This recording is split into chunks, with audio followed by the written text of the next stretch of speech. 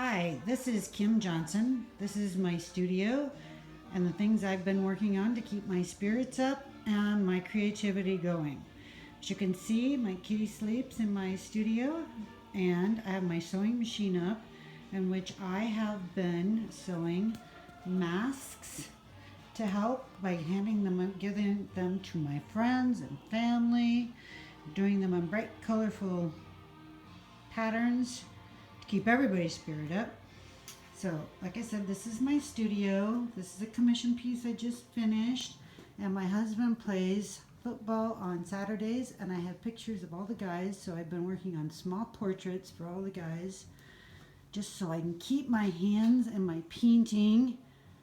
And so, this is it with all paintings up on the walls here, and this is what I have on my easel. So all I can say is keep painting.